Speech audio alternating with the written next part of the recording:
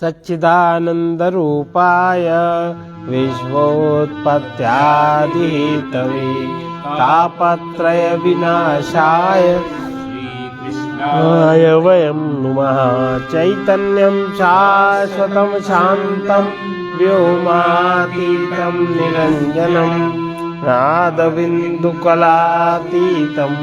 तस्मै श्रीगुरुवे नमः।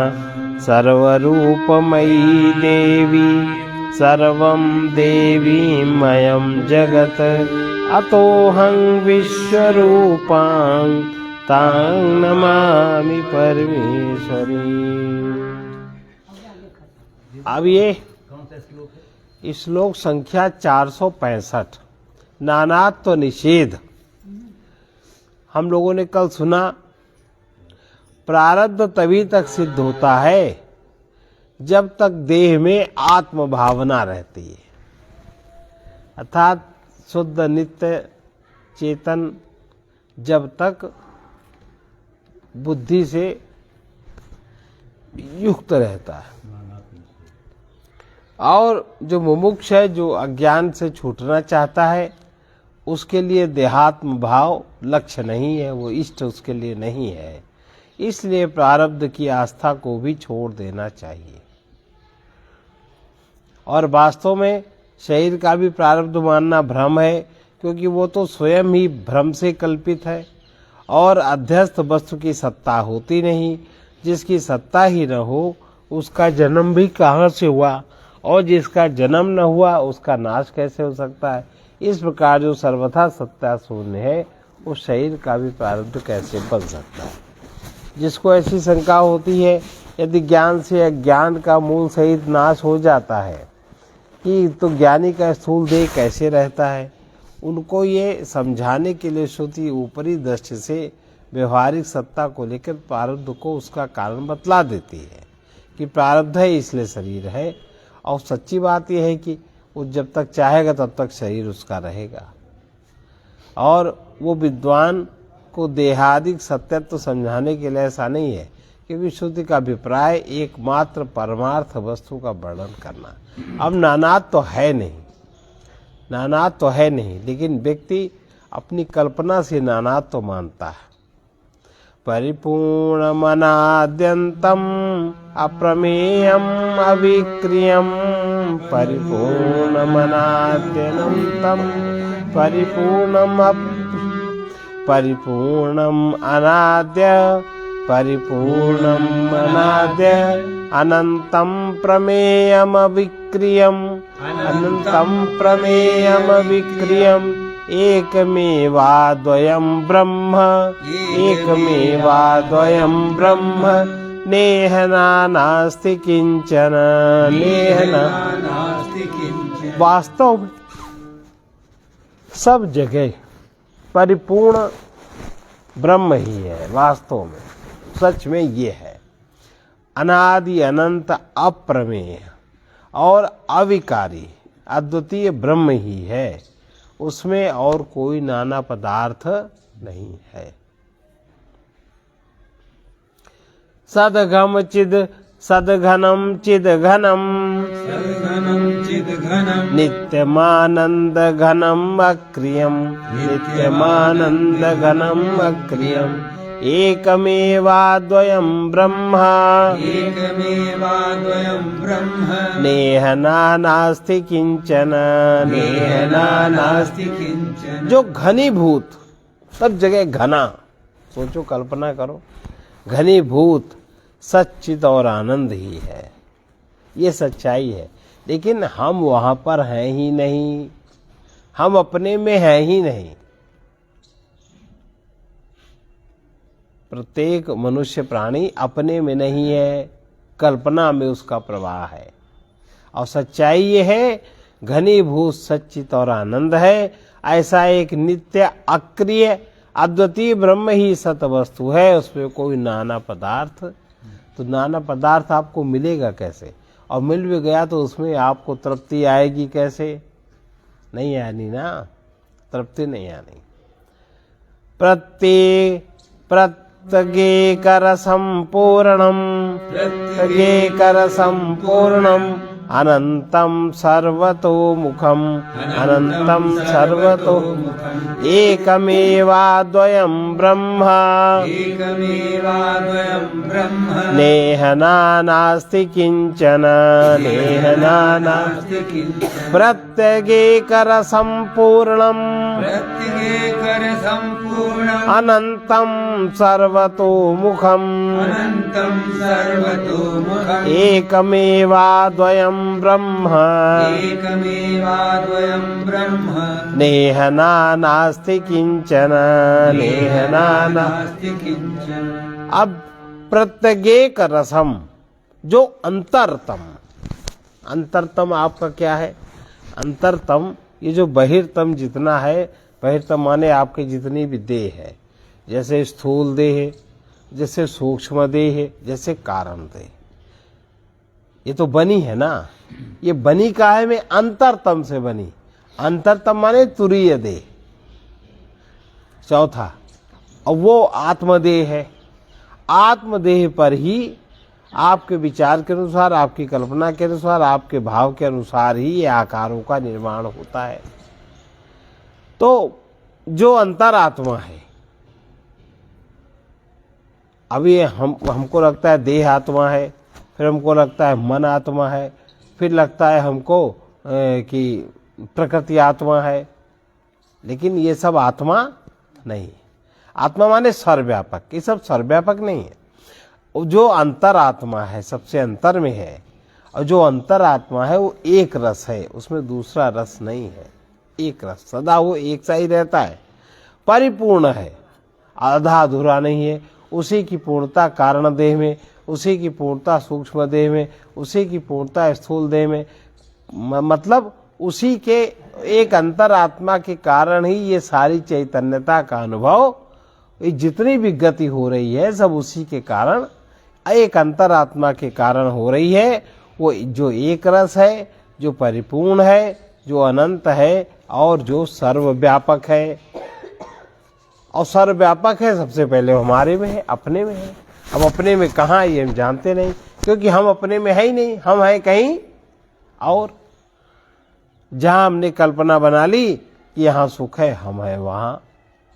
अगर हमने कल्पना बना ली कि हम काम में हैं, तो एक कामी व्यक्ति कामना की पूर्ति के लिए अपने हिसाब से, जब तक उसमें शक्ति है, कुछ भी उठा के नहीं रखता।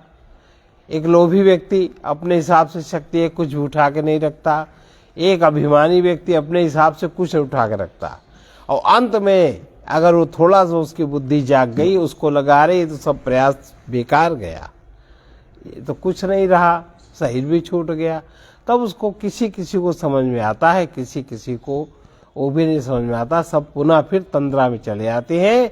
एक ऐसा जो द्वितीय ब्रह्म है, जो सबके अंतरात्मा है, जो सब में एक रस है और परिपूर्ण है, अनंत है, सर्वव्यापक है, ऐसा एक अद्वितीय ब्रह्म ही है। उसमें कोई अन्य पदार्थ नहीं है, पदार्थ नामक तत्व उसमें नहीं है। पदार्थ उसी में घूम रहा है, उसी में उसकी गति है। अहेयम अनुपादेयम अनाधेयम अनाश्रयम एकमेवाद्वयं ब्रह्म नेह नास्ति किंचन। इसको फिर से दोहराएं। अहेयम अनुपादेयम अनाधेयम अनाश्रयम एकमेवाद्वयं ब्रह्म नेह नास्ति किंचन। ना तो वो त्याज्य है, आप उसको छोड़ ही नहीं सकते,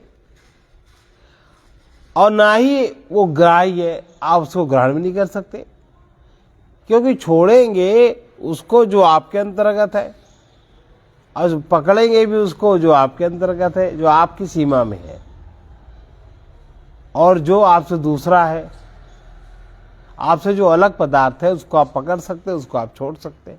लेकिन ना वो त्याज्य है, ना वो छोड़ा जा सकता, क्योंकि वो आपसे अलग नहीं है, आपकी सीमा में नहीं आता, और न ग्राह्य, ना आप उसको ग्रहण कर सकते हो, ना उसे आप पकड़ सकते हो, और ना किसी में स्थित होने योग्य है, ना वो किसी में स्थित है, क्योंकि वो सब जगह है। तथा जिसका कोई भी अन्य आधार भी नहीं है, वो स्वयं अपने आधार से आधारित है।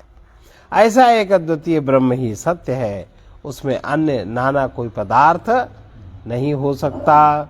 निर्गुणम निष्कलम सूक्ष्म, निर्गुणं निष्कलं सूक्ष्मं निर्विकल्पम निरंजनम, निर्विकल्पं निरञ्जनम् एकमेवाद्वयं ब्रह्म, एकमेवाद्वयं ब्रह्म नेह नास्ति किंचन, नेह नास्ति किञ्चन। निर्गुणम निष्कलम सूक्ष्मम, निर्गुणं निष्कलं सूक्ष्मं निर्विकल्पम निरंजनम, निर्विकल्पं निरञ्जनम् एकमेवाद्वयं ब्रह्म, एकमेवाद्वयं ब्रह्म नेह नास्ति किंचन। नेह नास्ति किञ्चन। जो गुण, गुण माने सत्व गुण, रजोगुण और तमोगुण, प्रकृति माने गुण, और ब्रह्म माने निर्गुण, उसमें कोई गुण नहीं। जो गुण और कला, भाई गुण है तो कोई न कोई कला है। एक कला माने क्या, कहीं छोटा है, कहीं बड़ा है, कहीं ज्यादा है, कहीं कम है, कहीं चौड़ा है, कहीं लंबा है, कोई न कोई उसका आकार है, उसका प्रकार है और उसका उपयोग है।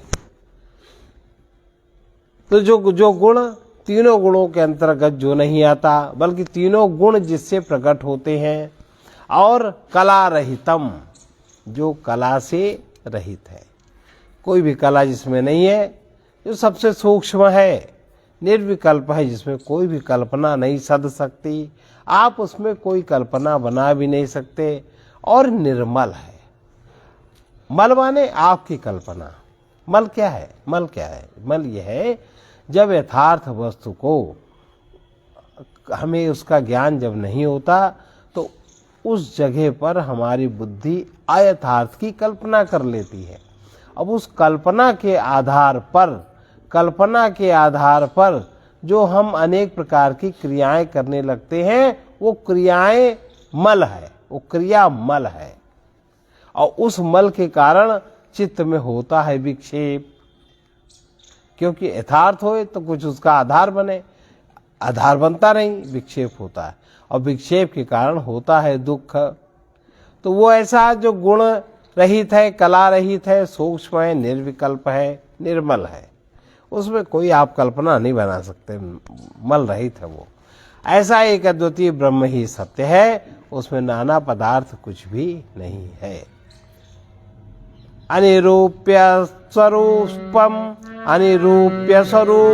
यन, रूप्य स्वरूपम यन मनोवाचामगोचरम, मनोवाचामगोचरम एकमेवा द्वयं ब्रह्म, एकमेवाद्वयं ब्रह्म नेह नास्ति किंचन, नेह नास्ति किञ्चन। जिसके रूप का वर्णन नहीं किया जा सकता, जो ऐसा स्वरूप है, आप उसमें रूप की कल्पना कर उसका वर्णन नहीं कर सकते, और तथा जो मन से नहीं जाना जा सकता, वाणी का विषय भी जो नहीं है, ऐसा एक अद्वितीय ब्रह्म ही है, उसमें नाना वस्तु कोई भी नहीं है। तत्समृद्धम स्वतः सिद्धम, शुद्धम बुद्धमनीदृशम, शुद्धम बुद्धमनी एकमेवाद्वयं ब्रह्म, एकमेवाद्वयं ब्रह्म नेह नास्ति किंचन, नेह नास्ति किञ्चन। सत समृद्धम स्वतः सिद्धम, सतसमृद्धं स्वतः सिद्धं शुद्धम बुद्धमनीदृशम, शुद्धम बुद्धमनी एकमेवाद्वयं ब्रह्म, एकमेवाद्वयं ब्रह्म नेह नास्ति किंचन। नेह नास्ति किञ्चन। जो केवल एक, जो सत्य है और वैभव पूर्ण है, उसी का वैभव है सर्वत्र, कोई दूसरा वैभव नहीं है। और जो दूसरा वैभव कोई जाने या माने, वो स्थिर नहीं है। इसके कारण वैभव है, स्वतः सिद्ध है, वैभव पूर्ण है, अपने आप जो सिद्ध है वो सत्य है, इसलिए वो वैभवपूर्ण है। वैभवपूर्ण है इसलिए वो स्वतः सिद्ध है, स्वतः सिद्ध है इसलिए वो शुद्ध है, कोई दूसरा उसको नहीं बनाता। और जो शुद्ध है, नित्य है, निरंतर है, वो तुम्हारा बोध है, तुम्हारा बोध स्वरूप है। जब तुम्हारे में बोध जाग जाता है तब जो स्वरूप अनुभव में आता है वो वही है, और उसकी कोई उपमा जगत में नहीं है। ऐसा एक अद्वितीय ब्रह्म ही सत्य है, उसमें नाना पदार्थ कुछ भी नहीं है। अब अगला अध्याय आत्मानुभव, आत्मानुभव का उपदेश। ये सब गुरु जी ने उपदेश किया, अब जो उसको आत्मानुभव हुआ शिष्य को अपना अनुभव बता रहे हैं। पहले गुरु जी इसमें अपना अनुभव बताएंगे और फिर वो अपना अनुभव बताए। आत्मानुभव का उपदेश। निरस्त रागा निरपास्त भोगा, निरस्त रागा निरपास्त भोगा, शांता सुदांता यतयो महन्तः, शांता सुदांता यतयो महन्तः, विज्ञाय तत्त्वं परमे तदन्ते, विज्ञाय तत्त्वं परमे तदन्ते, प्राप्ताः परं निर्वृतिमात्मयोगात्, प्राप्ताः परं निर्वृतिमात्मयोगात्। अब अनुभव क्या है? जिसका किसी भी वस्तु में राग नहीं है। राग माने क्लेश, जो 5 प्रकार के क्लेश हैं। राग होता है अविद्या के कारण। सबसे पहला चित्त में जहां से क्लेश का बिंदु पड़ता है वो है अविद्या। जो असत्य है उसको सत्य मान लेना और असत्य का पता न होना। और दूसरा अविद्या के कारण होती अस्मिता, माने मैं हूँ, फिर मैं यह हूँ, मैं वो हूँ, सारा जाल फैल जाता है। और फिर अस्मिता के कारण होता है राग। जो मैं यह हूँ उससे चित्त रंगा रहता है, वो उसी में अटका रहता है कि जो यह है वो कभी न हटे, वो कभी न छूटे, वो कभी न बदले, अधिक से अधिक मैं उसमें रहूं, वो मुझ में रहे। यह है राग। तो जिसका किसी वस्तु में राग नहीं है और भोग का भी सर्वथा अंत हो गया है। भोग माने किसी भी सुख की अनुभूति में जिसका ठहराव नहीं, अच्छा कह के भला कह के ठहराव नहीं है।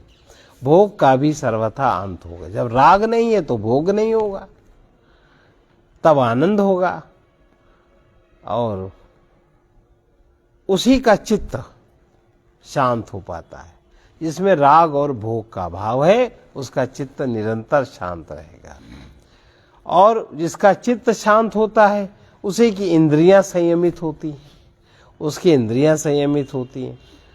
वे ही महात्मा कहलाते हैं, वे ही सन्यासी जन हैं। इस परम तत्व को वही जान पाते हैं और जानकर अंत में इस अध्यात्म योग, ये अध्यात्म योग उनको समझ में आता है और फिर वो परम शांति में स्थिर हो जाते हैं, उसको प्राप्त हो जाते हैं। भवानपीदं परतत्त्वमात्मनः, भवानपीदं परतत्त्वमात्मनः, स्वरूपमानन्दघनं विचार्य, स्वरूपमानन्दघनं विचार्य, विधूय मोहं स्वमनः प्रकल्पितं, विधूय मोहं स्वमनः प्रकल्पितं, मुक्तः कृतार्थो भवतु प्रबुद्धा, मुक्तः कृतार्थो भवतु प्रबुद्धा। भवानपीदं परतत्त्वमात्मनः, भवानपीदं परतत्त्वमात्मनः, स्वरूपमानन्दघनं विचार्य, स्वरूपमानन्दघनं विचार्य, विधूय मोहम स्वमनः प्रकल्पितम् विधूय मोहम स्वमनः प्रकल्पितम् मुक्तः कृतार्थो भवतु प्रबुद्धः मुक्तः कृतार्थो भवतु। अब गुरु जी कह रहे हैं अतः हे वत्स, तुम भी तुमने भी जो सब सुना, तुम भी आत्मा के इस परम तत्व, आत्मा का जो परम तत्व है और आनंद घन स्वरूप का विचार करो। और विचार करते हुए मन में जो तुमने मोह की कल्पना कर ली है, जो मोह की कल्पना कर ली है, उस कल्पना से अलग हट जाओ, उसको छोड़ दो, बस तुम मुक्त हो गए। मोह की कल्पना छूट जाए कि मुक्ति, इतनी ही मुक्ति है। मोह क्या है? सत्य वस्तु की जगह किसी दूसरी वस्तु को मान लेना और फिर मानने में आसक्त हो जाना, यही है मोह। और फिर ये समझना कि यही सत्य है, बाकी सब ये मोह है। मुक्त हो जाओ। और इस प्रकार जहां तुम अज्ञान निद्रा से जाग गए, मोह तुम्हारा छूट गया, तुम कृतार्थ हो जाओगे। इतना ही ज्ञान है। गुरु जी कह रहे इतना ही ज्ञान है। आगे फिर क्या होगा? जहां तुम कृतार्थ हुए नहीं, जहां तुमको ये बात समझ में आ गई, अज्ञान निद्रा, अज्ञान तुम्हारा टूटा नहीं। अज्ञान माने सत्य वस्तु का ज्ञान, और सत्य वस्तु के ज्ञान में असत वस्तु की कल्पना मोह है, उसमें आसक्ति, असत की कल्पना करी, वही मोह है। ये मोह है। अपने बनाए हुए कल्पना से आसक्ति लगाना ही मोह है। अतः हे वत्स, तुम भी आत्मा के इस परम तत्व और आनंद स्वरूप का विचार करो, जो अभी तुमसे कहा गया। गुरु जी अपना अनुभव बता रहे हैं। और विचार करते हुए मन से जो तुमने सत्य वस्तु पे जो कल्पना बना रखी है, उससे ही तुम्हें राग है, उससे ही तुम्हें मोह है, इसको छोड़ दो। छूट जाएगा कि जब सत्य का पता लग गया तो असत छूट ही जाएगा। और इस प्रकार अज्ञान निद्रा से तुम जाग जाओगे, कृतार्थ हो जाओगे। कृतार्थ हुए नहीं कि तुम समाधि में आए नहीं। समाधि के लिए भी कोई प्रयास नहीं करना, केवल जागना है। समाधिना साधु विनिश्चलात्मना, समाधिना साधु विनिश्चलात्मना पश्चात्म तत्वं स्फुटबोध चक्षुषा, पश्चात्म तत्वं स्फुटबोध चक्षुषा निःसंशयं सम्यगवेक्षितश्चे, निश्चयं सम्यगवेक्षितक्षे श्रुतः पदार्थो न पुनर्विकल्प्यते, श्रुतः पदार्थो न पुनर्विकल्प्यते। फिर जो समाधि में तुम जाग जाओगे, अभी तुम समाधि में सो रहे हो, तो समाधि के द्वारा फिर तुम्हारा चित्त भली प्रकार निश्चल तत्व में जहां तुम जाग गए, तहां तुम्हारा चित्त भली प्रकार स्थिर हो जाएगा और चेतना का विकास होगा। फिर उन चेतना के नेत्रों से, ज्ञान के नेत्रों से ये आत्म तत्व तुम्हें समझ में आ जाएगा। फिर तुम इससे हट ही नहीं सकते, फिर तुम इसी में रहोगे। क्योंकि यदि सुना हुआ पदार्थ निसंदेह होकर भली प्रकार देख लिया जाता है, तो फिर उसके विषय में किसी प्रकार का कोई संशय नहीं रहता। तुम्हारे सारे संशय फिर गिर जाएंगे। कैसे? तुम भी आत्मा के इस परम तत्व आनंद घन स्वरूप का विचार करते हुए जो तुमने सुना, हम जो बता रहे हैं, मना कल्पित मोह से अलग हो जाओ। जो तुमने अपने मन में मोह की एक धारणा बना रखी है, कल्पना बना रखी है, इससे हट जाओ, इससे छोड़कर मुक्त हो जाओ।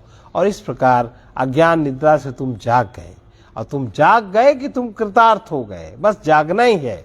और फिर समाधि के द्वारा भली प्रकार निश्चल हुए चित्त। इस समाज में तुम्हारा चित्त बिल्कुल शांत हो जाएगा, निश्चल हो जाएगा और तुम्हारा ज्ञान विकसित होगा। उन नेत्रों से तुम आत्म तत्व को देख पाओगे। उसको देखो, उस दृष्टि से आत्म तत्व को देखोगे। क्योंकि किसी के विषय में तुमने सुना, सुने हुए पदार्थ को जब निसंदेह होकर भली प्रकार देख लिया जाता है, फिर उसके विषय में किसी प्रकार का कोई संशय नहीं रहता। भाई सुना कि ऐसा सत्य है, फिर हमने उसको देख भी लिया, तब कोई संशय नहीं रहता। आगे देखिए, स्वस्या विद्या बंध संबंध मोक्षात्, स्वस्या विद्या बंध संबंध मोक्षात्, सत्य ज्ञानानंद रूपात्मलब्धौ, सत्य ज्ञानानंद रूपात्मलब्धौ, शास्त्रम युक्तिरदेशिकोक्ति प्रमाणम, शास्त्रम युक्तिरदेशिकोक्ति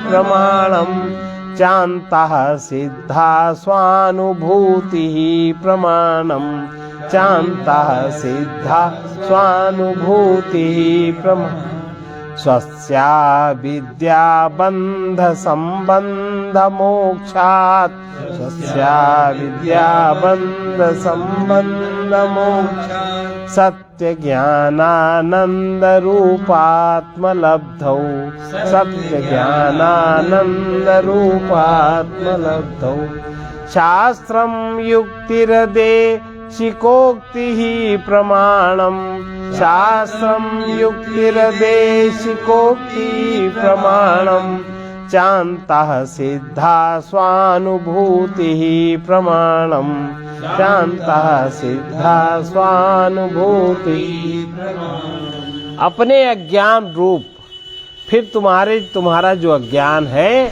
जो तुमने अज्ञान का साथ कर लिया, जो आवरण तुम्हारे ऊपर छा गया, उसका संसर्ग तुमसे छूट जाएगा और फिर सच्चिदानंद स्वरूप आत्मा को तुम देखोगे और वो तो तुम्हें प्राप्त है ही, प्राप्त भी उसको कर लोगे। उसमें शास्त्र, युक्ति, गुरुवाक्य, अंतःकरण से सिद्ध होने वाला अपना अनुभव सबसे बड़ा प्रमाण है। तुम्हें ये अनुभव हो जाएगा। शास्त्र का प्रमाण सुना, युक्ति का प्रमाण सुना, गुरु के वाक्य सुने, अंतःकरण से जो सिद्ध होगा, ये अपना अनुभव तुम्हारा सबसे बड़ा प्रमाण होगा। अगर तुम्हें अपना अनुभव नहीं हुआ तो ये सब प्रमाण सुने सुनाए हैं, इनसे यथार्थ अनुभव तुम्हें नहीं हो पाएगा। बंधो मोक्षस्य तृप्तिश्च, चिंतारोग्य क्षुधादयः, चिंतारोग्य क्षुधादयः, स्वेनैव विद्याय जिज्ञानम्, परेशामानुमानिकम्, परेशाम। क्योंकि बंधन, तुम बंधे हुए हो, महसूस होता है। मोक्ष, इसका भी अनुभव होता है। तृप्ति, पेट भरा, कोई चीज मिली, उससे तृप्ति हुई, ये भी तुम्ही को अनुभव होती है। चिंता भी तुम ही समझ सकते हो कैसी होती है। आरोग्य, कोई रोग तुम्हें शरीर में नहीं है, इसको तुम्हारे ही समझ में आ सकता है। और भूख, अपनी भूख तुम ही जान सकते हो, इतनी बातें कोई दूसरा तुम्हारी बातें नहीं जानता। आदि तो अपने आप ही जाने जाते हैं कि कौन?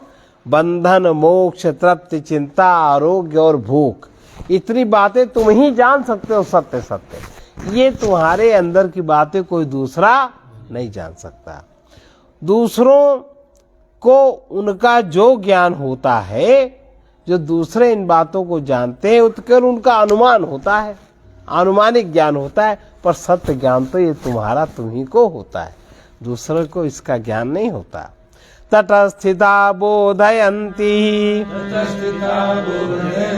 गुरवः सुतयो यथा, गुरवः सुतयो प्रज्ञयैव तरेद् विद्वान्, गणेत विद्वान् ईश्वरानुग्रहीतया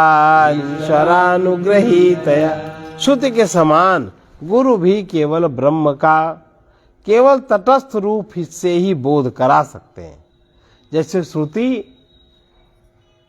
बोध कराती है शब्दों के द्वारा व्यक्ति को, और गुरु भी तटस्थ होकर के ही तुम्हें बोध कराते हैं। लेकिन विद्वान को चाहिए कि अपने ही द्वारा जो उसको ईश्वर का अनुग्रह प्राप्त है उस बुद्धि से उसका साक्षात्कार अनुभव करे और संसार से पार हो गया है इस बात को भी वही जाने, दूसरा इस बात को नहीं बता पाएगा। स्वानुभूत्या स्वयं ज्ञात्वा स्वात्मानम् अखंडितम् संसिद्धा स सुखम निष्ठेन निर्विकल्पात्मनात्मनि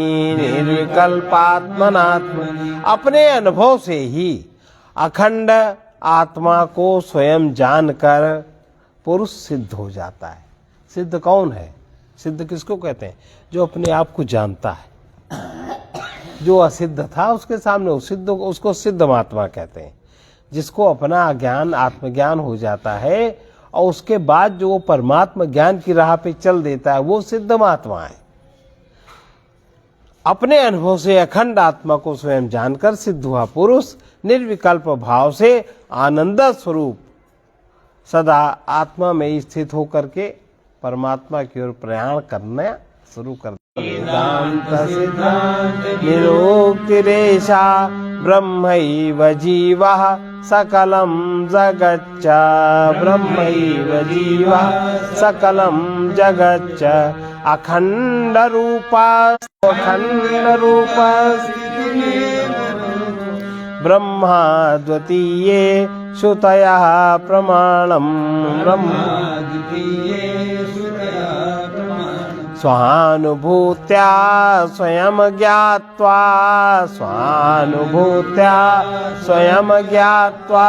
स्वात्मानम् अखण्डितम् निर्विकल्पात्मनात्मनि वेदांत सिद्धांत निरुक्तिरेषा वेदांत सिद्धांत ब्रह्मैव जीवः सकलं जगच्च ब्रह्मैव जीवः सकलं जगत् अखंड रूपा स्थितरे का व्यवहार जगत में स्वार्थ का पूत कमाई कर धन लावे पूत कमाई कर धन लावे माता करे प्यार माता करे प्यार पिता कहे ये पूत सपूता पिता कहे ये पूत सपूता अकल मंद होशियार जगत में स्वार्थ का व्यवहार जगत में स्तरुभूषण मांगत बारंबार जो ला कर घर में नहीं दीवे जो ला कर घर में जगत में स्वार्थ का व्यवहार जगत में स्वार्थ का पुत्र भय नारिन के वश में पुत्र भय नारिन के वश में कर जावो अपना होवे न्यारो न्यार होवे न्यारो न्यार जगत में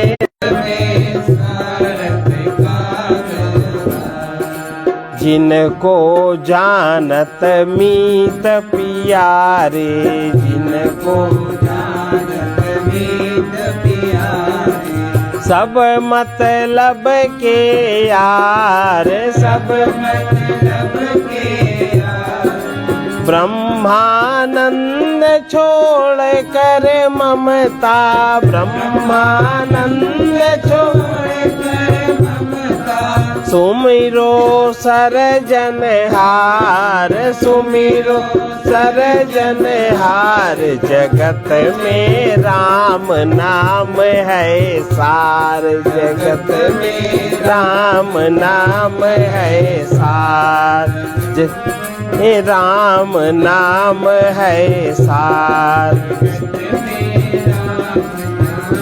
है सार। सोच समझ नर देख पियारे, सोच समझ सब देख पियारे, नश्वर सब संसार, नश्वर सब संसार, जगत में राम नाम है सार, जगत में नाम है सार, जगत में स्वार्थ का व्यवहार, जगत में स्वार्थ का व्यवहार, जगत में स्वार्थ का। सर्वे भवन्तु सुखिनः, सर्वे सन्तु निरामया, सर्वे भद्राणि पश्यन्तु, मा कश्चित् दुःखभाग् भवेत्। कृष्णाय वासुदेवाय हरये परमात्मने प्रणतक्लेशनाशाय गोविन्दाय नमो नमः। उग्रवीर महाविष्णु ज्वलन्तं सर्वतोमुखं निसिंहं भीषणं भद्रं, निसिंहं मृत्योर्नमाम्यहं, मृत्यो। ॐ ह्रौं जूं सः, ॐ भूर्भुवः स्वः, ॐ त्र्यम्बकं यजामहे, सुगन्धिं पुष्टिवर्धनम्, उर्वारुकमिव बन्धनात् मृत्योर्मुक्षीयमामृतात्। ॐ स्वः ॐ भुवः भुः, ॐ सः जूं ह्रौं ॐ असतो मा सद्गमय, तमसो मा ज्योतिर्गमय, मृत्योर्मामृतम्। ॐ पूर्णमदः पूर्णमिदं पूर्णात् पूर्णमुदच्यते, पूर्णस्य पूर्णमादाय पूर्णमेवावशिष्यते। ओम शांति शांति शांति। बजा दीजिए। सर्वारिष्ट शांतिर्भवतु।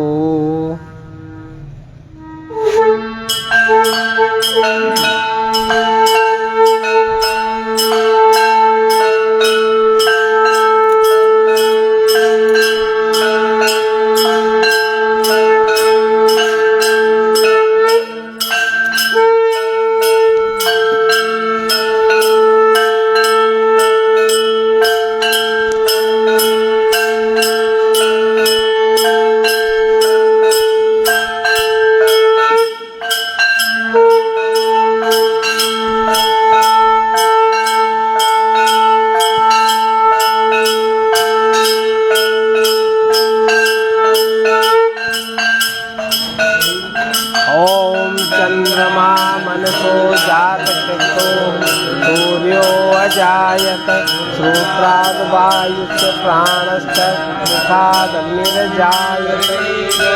सम्भूतं कर्पूरं तु प्रदीक्षितम् आरार्तिमहं कुर्वे पश्यमां वरदो भव।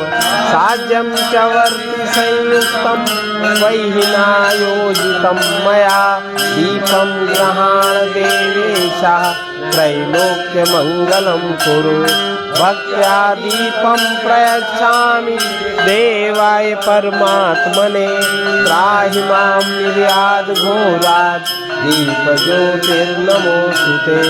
कार्पासवर्ति संयुक्तं धृतयुक्तमनोहरं तमोनाशकरं दीपं गृहाण परमेश्वर। कर्पूरगौरं करुणावतारं संसारसारं भुजगेन्द्रहारं सदा वसन्तं हृदयारविन्दे भवं भवानी सहितं नमामि। त्वमेव माता च पिता त्वमेव बन्धुश्च सखा त्वमेव विद्या द्रविणं त्वमेव सर्वं मम देवदेव। ॐ यज्ञेन यज्ञमय जन्ता देवास्ता सन्नहते हनाकं महिमानः सचन्त्रयत्र पूर्वे साध्याः सन्ति देवः। सेवन्ति कामकुलचं पटपाटलाब्जै पुन्नागजातिकरवीररसालपुष्पै। बिल्वप्रवाल तुलसी दलमञ्जरी त्वामर्चयामि जगदीश्वर मे प्रसीद। ॐ सर्वेभ्यो देवेभ्यो नमः। ॐ सर्वेभ्यो तीर्थेभ्यो नमः। ॐ सर्वेभ्यो ब्राह्मणेभ्यो नमः। ॐ श्रीमत्सद्गुरु चरण कमलेभ्यो नमो नमः। ॐ सहनावतु सहनौ भुनक्तु सह वीर्यं करवावहै तेजस्विनावधीतमस्तु मा विद्विषावहै। सर्वे भवन्तु सुखिनः सर्वे सन्तु निरामयाः सर्वे भद्राणि पश्यन्तु मा कश्चित् दुःखभाग् भवेत्। कृष्णाय वासुदेवाय हरये परमात्मने प्रणतक्लेशनाशाय गोविन्दाय नमो नमः। उग्रवीरमः ज्वलन्तं सर्वतोमुखं निसिंहं भीषणं भद्रं मृत्योर्नमाम्यहम्। असतो मा सद्गमय तमसो मा ज्योतिर्गमय मृत्योर्मामृतं गमय। ॐ पूर्णमदः पूर्णमिदं पूर्णात् पूर्णमुदच्यते पूर्णस्य पूर्णमादाय पूर्णमेवावशिष्यते। ॐ शान्ति शान्ति शान्ति सर्वारिष्ट शान्तिर्भवतु। रामचंद्र की जय। उमापति महादेव की जय। वृंदावन कृष्ण दास की जय। पवन सुत हनुमान की जय। नागा बाबा की जय। स्वामी पथिक महाराज की जय। सच्चिदानंद भगवान